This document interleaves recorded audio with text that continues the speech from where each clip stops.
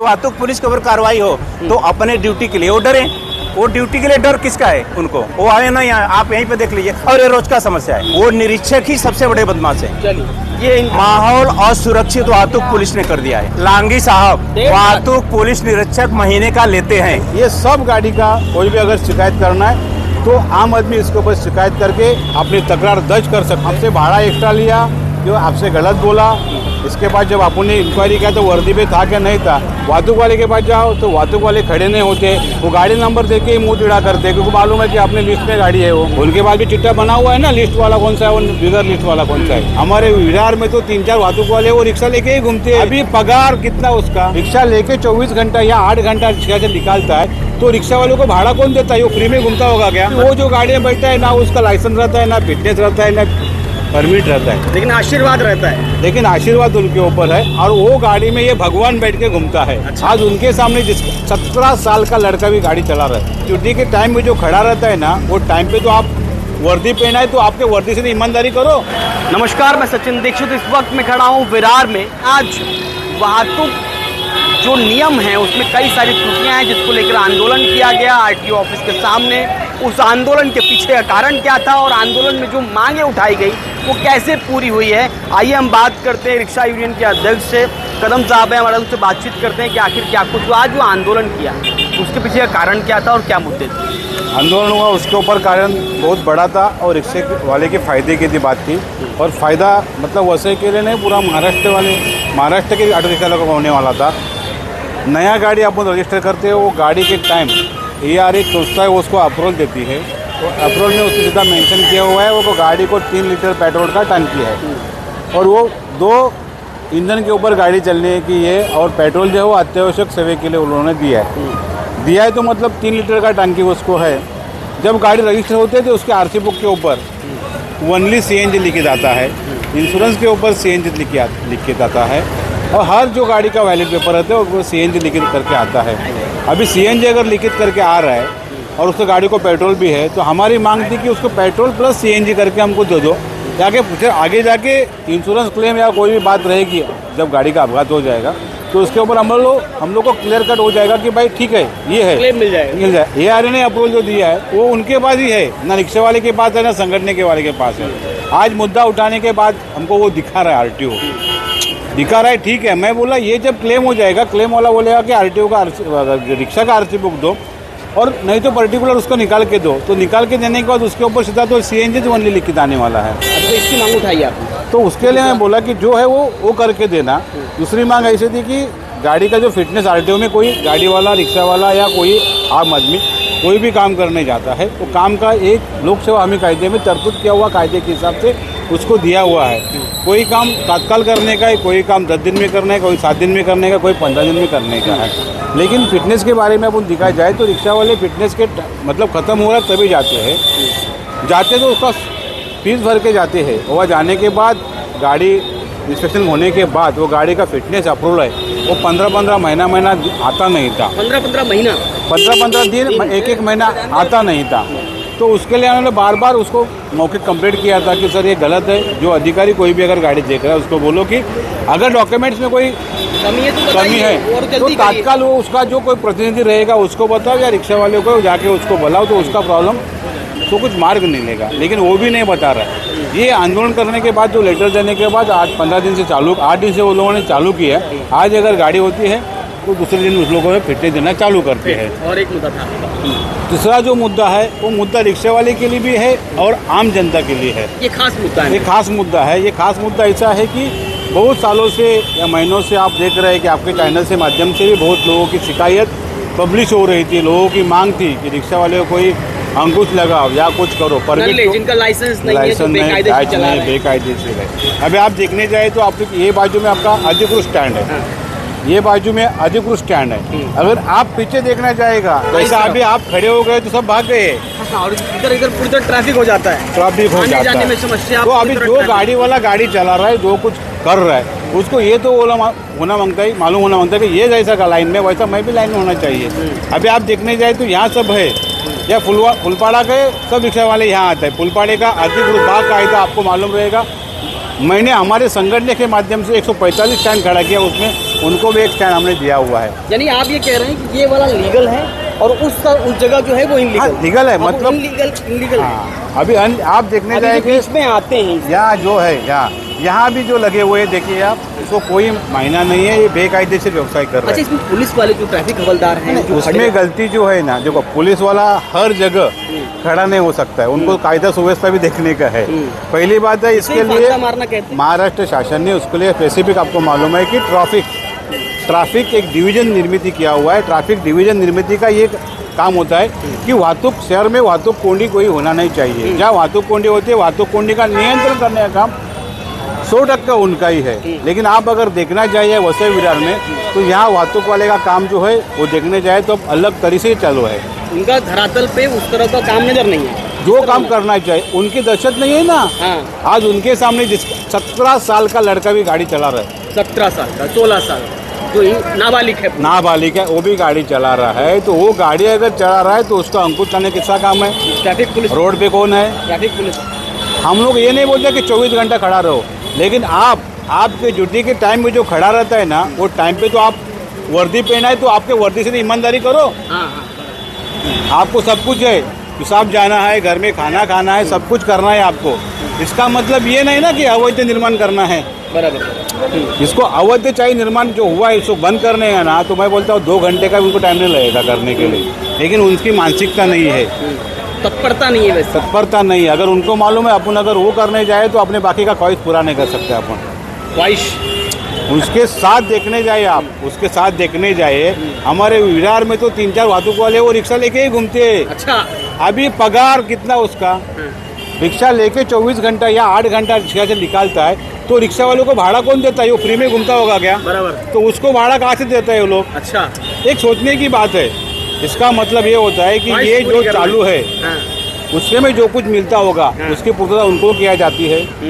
अभी वो जो गाड़ी में बैठता है ना, उसका लाइसेंस रहता है, ना फिटनेस रहता है, ना परमिट रहता है, लेकिन आशीर्वाद रहता है। लेकिन आशीर्वाद उनके ऊपर है। और वो गाड़ी में ये भगवान बैठ के घूमता है। अच्छा, और वो शहर में पूरी तरह ट्रैफिक जाम की जिम्मेदार ये लोग है। मतलब नल्ले रिक्शे वालों की जिम्मेदारी ये टोटल लोग। नल्ला अंधा मतलब मारने वालों की जिम्मेदारी ये लोग। नल्ला मतलब ये है, गाड़ी होके रहेगी, उसके ऊपर ड्राइवर है, उसका लाइसेंस नहीं रहेगा, बैच नहीं रहेगा, अभी Experience नहीं रहेगा। एक्सपीरियंस नहीं रहेगा। मोटर वाहन कायदे में तरतूद है, 2017 का परिवहन विभाग ने नोटिफिकेशन निकाला हुआ है, उसमें मेंशन किया है कि विदाउट लाइसेंस बैच को गाड़ी देना गुना है। अभी अपन जितने वाहतूक वाले को पकड़ते हैं उतना ही जो गाड़ी उसको देता है वो भी नालायक उतना ही है। उनको भी गुनाह रखे लोग। मैं ये मांग किया था कि जो नाबालिग और जिसके पास लाइसेंस बैच नहीं, उसको अगर जो परमिट होल्डर वाला गाड़ी चलाने के लिए दे रहा है तो बाकायदा उसके भी कार्रवाई करने का। तो ये जो ईमेल आईडी जारी होगी तो इसमें तो आप अभी क्या कर सकते हो? अभी देखिए, इसलिए मैं मांग किया था, मेरे जो प्रामाणिक गाड़ी चलाने वाले हैं, जो रेगुलर कर्जा भर रहे हैं, कौन सा अधिकृत साहूकार कर्जा नहीं बोल रहे हैं मैं, जो भर रहे हैं उनके बाद बैच है, लाइसेंस है, सब कुछ परमिट है। और हर आम आदमी आपके माध्यम से भी ये रिक्शा वाले की गलती है, ये कुछ है, वो बराबर नहीं कर रहा है, बराबर बात है ना। मैं संगठन चलाने वाला आदमी हूँ, लेकिन मुझे मालूम है कि कौन रिक्शा वाला अच्छा है और कौन बुरा है। हमने आज तक अच्छे वाले को साथ किया है, बहुत सारा आंदोलन किया, बहुत सारी जीत हासिल की हम लोग ने। मेरे वो अधिकृत रिक्शा वाले के माध्यम से ही किया, स्टैंड के लिए कितना संघर्ष किया वो मुझे मालूम है। तो ईमेल आईडी जारी हो तो अभी इसके लिए ऐसा है कि पब्लिक बोलती है कि ये रिक्शा वाला बराबर नहीं। अभी इसमें क्या हो रहा है, चरस, गांजा, पाउडर गैंग जो है वो भी इसमें वो नशा करके इसको इस्तेमाल हो रही है। उसको मालूम है कि मैं गलत चलाती है, पैसा आता है, गलत गाड़ी चला के गलत पैसा कमा रहा है, और गलत पैसा कमाया हुआ गलत जगह भी डाल रहा है वो लोग। तो इसलिए अगर कोई पैसेंजर को गाड़ी नहीं मिलती है, अगर पैसेंजर के गाड़ी में बैठा रिक्शा वाला कोई अगर गलत बोल रहा है, कुछ भी बोल रहा है, तो उनको क्या होता है कि एक तो उनको शिकायत पुलिस जाना पड़ता है। यहाँ से जाने का उनके पास वक्त नहीं है, यहाँ से जाने वाला गाड़ी वाला हो नहीं सकता है। वाहतूक वाले के पास जाओ तो वाहतूक वाले खड़े नहीं होते, वो गाड़ी नंबर देके ही मुँह टिड़ा करते हैं, क्योंकि मालूम है कि अपने लिस्ट में गाड़ी है वो। उनके पास भी चिट्ठा बना हुआ है ना, लिस्ट वाला कौन सा है, वो बिगर लिस्ट वाला कौन सा है, वो चिट्ठा देख के वो लोग छोड़ देते हैं उसको। तो मतलब आम आदमी इससे परेशानी है, जो लीगली रिक्शा वाले वो भी परेशानी है। इसलिए अपन ने अपने संगठन के माध्यम से आंदोलन में जो मुद्दा उठाया, तो मुद्दे में अपन ने वो बात रख दी थी, और बात पे आज एक ईमेल आईडी जारी हुई। अपने को पब्लिक के लिए वो लोगों ने एक ईमेल आईडी जारी किया है और ईमेल आईडी जारी करके ईमेल आईडी पे शिकायत करने का एक ये है सिस्टम है। फोटो खींचिए। अगर कोई पैसेंजर को या आम जनता को मैं आपके चैनल से आह्वान करता हूँ कि कोई भी अगर रिक्शा वाला गलत है, नशा है, उसका देखने का तरीका अलग है, आपको लग रहा है कि इससे कोई धोखा है, तो आपको उसकी शिकायत करना है या कुछ भी करना है तो उसने मेल आईडी दिया हुआ है। ये लेटर अपने आरटीओ ने 11 नवंबर 2025 को जिलाधिकारी कार्यालय को प्रसिद्ध करने के लिए डाला है। उसमें आप देखने जाए तो Vasai RTO auto complaint @gmail.com, जिस पे आम आदमी ने कोई गाड़ी से दिक्कत है या कोई नशा को रिक्शा वाला है, उसका नंबर गाड़ी का और गाड़ी में बैठा हुआ है उसका फोटो, अगर वो पब्लिक प्लेस पे गाड़ी खड़ा करके अगर पैसेंजर भर रहा है या तो स्टेशन पे जाके भर रहा है, अगर उधर से भी पब्लिक ने अगर दिया तो स्टैंड छोड़ के वो व्यवसाय कर रही है, उसके ऊपर कार्रवाई होनी है। वो कार्रवाई करने का, चाहे फिर ऑटो हो, टैक्सी हो, अभी ये हमने इसलिए साहब को पूछा कि ये ऑटो रिक्शा है इसके लिए और एम्बुलेंस का भी है, कुछ एम्बुलेंस के दर है उससे ज़्यादा भाड़ा ले रहा है, खाजगी बसेस है और बहुत सारे टैक्सी है। ये सब गाड़ी का कोई भी अगर शिकायत करना है तो आम आदमी इसके ऊपर शिकायत करके अपनी तकरार दर्ज कर सकते हैं, उसके अन्वयी है उसके ऊपर कार्रवाई होएगी। तकरार अगर तथ्य रहेगी तो 100% कार्रवाई होएगी, उसके लिए हम भी समर्थन रहेगा उसको सपोर्ट करने के लिए।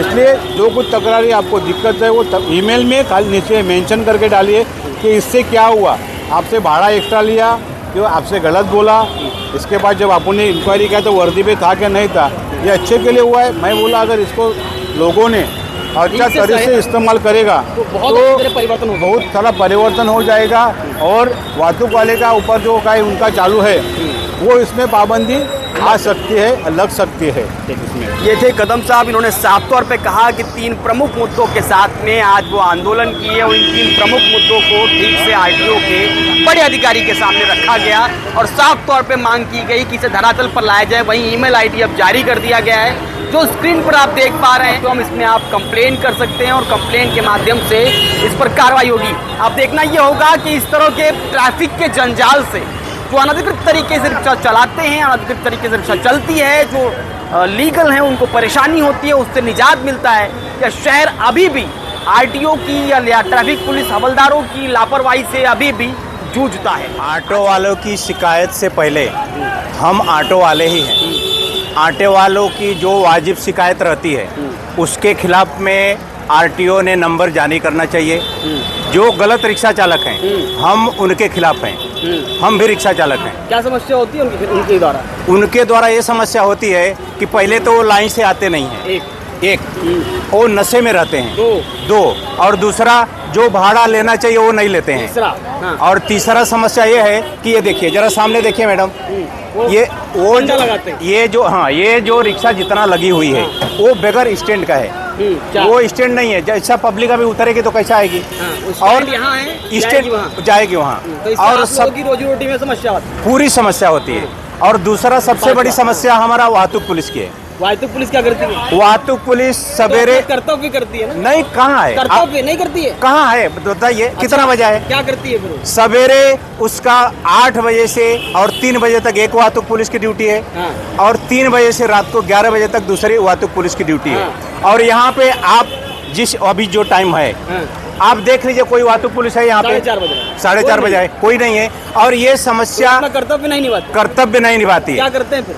वो कहाँ करते हैं, क्या मालूम। और ये कर्तव्य मतलब ये है उनके आंखों के सामने सब होता रहता है, उनके आंखों के सामने भी होता है, और वो अपनी ड्यूटी में लापरवाही करते हैं, और लापरवाही कर तभी तो नहीं आते हैं। और उस लापरवाही का वजह कौन है? लांगी साहब। अच्छा। हमारे जो वाहतुक पुलिस निरीक्षक है वो लांगी साहब ही उनको चढ़ा के रखे हैं। अच्छा। क्योंकि मैं ऐसा सुना है, इसका CID जांच होगी तो सत्य अफवाह पाएगा कि लांगी साहब जो वाहतुक पुलिस है उनसे 1.5 लाख महीना, किसी से 2 लाख महीना वो नाके देने के लिए लेते हैं। कौन लेता है? लांगी साहब वाहतुक पुलिस निरीक्षक महीने का लेते हैं। महीने का लेते हैं? ऐसा मैं सुना है। तो ही वो एक नाके पे एक जगह पे रखते हैं, पैसे घूस लेते हैं। और वाहतुक पुलिस भी यहाँ पे जो चार्जशीट चलवाती है उसका पैसा लेती है। जो ऑटो चलवा दीजिए। हाँ, जो बगैर लाइसेंस बैच वाले चलते हैं उनसे पैसा लेती है, अच्छा, और नहीं देने पे क्या करती है? और नहीं देने पे उनको कार्रवाई करती है, मारती है। स्टिकर देखिए, ये स्टिकर लगा हुआ है, हाँ। जिस स्टिकर पे नहीं लगा रहेगा वो उनको बराबर जिनको जो वसूली करते हैं उनका नंबर वो देते हैं कि ये पैसा नहीं देता है, उनको ढूंढ के कार्रवाई करती है। और आज वाहतुक पुलिस ऐसा है कि पेपर जी, आप सीधे तौर पे आरोप लगा रहे हैं और पुलिस आपसे- सीधा आरोप, हमारा जिंदगी चली गई ये देखते देखते। तो आप- आरोप डर नहीं, नहीं हकीकत है। हाँ, डर लगता है ना, डर क्यों नहीं लगता है? लेकिन करें क्या, एक दिन तो मरना ही है, कुछ भी हो जाए, कुछ भी हो जाए, एकदम लड़ेंगे मरेंगे, हम मरने को तैयार हैं। लेकिन ये जो वाहतुक पुलिस है इसका जो भ्रष्टाचार है ये बंद होना चाहिए। आप देख लीजिए, बगैर रिक्शा जो है 4 सीट के सिवाय चलेगी नहीं। दूसरी बात, जांच के बिना चलेगी नहीं, जांच के बिना चलेगी नहीं, वो जांच ही करते नहीं है। अगर नहीं करते, किसी बैच है नहीं है, नहीं है, बैच उनको है कि कुछ नहीं है, फिटनेस है कि नहीं है, हाँ, इसीलिए तो पेपर कंप्लीट है कि नहीं है, वो टाइम पे आते हैं कि नहीं आते हैं, यही। इसीलिए तो वाहतुक पुलिस कार्रवाई होता नहीं। वाहतुक पुलिस के ऊपर कार्रवाई हो तो अपने ड्यूटी के लिए वो डरे। वो ड्यूटी के लिए डर किसका है? उनको, वो आए ना यहाँ, आप यहीं पे देख लीजिए। और ये रोज का समस्या है। दूसरी समस्या ये है हाँ। कि हम लाइन में लगे रहते हैं हाँ, और कुछ ऐसे बदमाश रिक्शा चालक हैं, बदमाश, उनका हम नाम नहीं बोल सकते। अगर नाम बोले तो किसको नाम बोले? यहाँ पे पुलिस, एक सवेरे म्हात्रे साहब आता है, वो बोलता है आम्हाला माझ्याकडे तुम्ही कंप्लेंट करायला यायचे नाही। सीधा तौर पे बोलता कंप्लेंट ही मत करो। है। कितने रिक्शा चालक है जाते हैं, वो बोलते हैं हमारे पास आने का नहीं रिक्शा वाले का कंप्लेंट लेके। तो ऐसे वाहतुक पुलिस आती है तो किसके पास जाएं? अगर सामने सामने हम नाम ले लेते हैं तो कई रिक्शा वाला गुंड प्रवृत्ति के हैं, वो बोलते हैं आजा ऊपर आजा, हमारा कंप्लेंट क्यों किया? सीधा मारने पीटने लगते हैं। तो हम किसके पास जाएं? हमको असुरक्षा माहौल असुरक्षित वाहतुक पुलिस ने कर दिया है। तो पुलिस को कंट्रोल लाना चाहिए, पुलिस एकदम कंट्रोल लाना चाहिए, लेकिन पहले वाहतुक पुलिस निरीक्षक है उसके ऊपर कंट्रोल लाना चाहिए। वो निरीक्षक ही सबसे बड़े बदमाश है। चलिए, ये इनका साफ तौर पे आरोप है। जिस तरह का माहौल है उस माहौल में कंट्रोल मिलना चाहिए ताकि रिक्शा चालक जो लीगल है, जो सही है, वो ढंग से काम कर सके और आने वाले समय में उसका नतीजा सही निकल सके। आज के लिए धन्यवाद।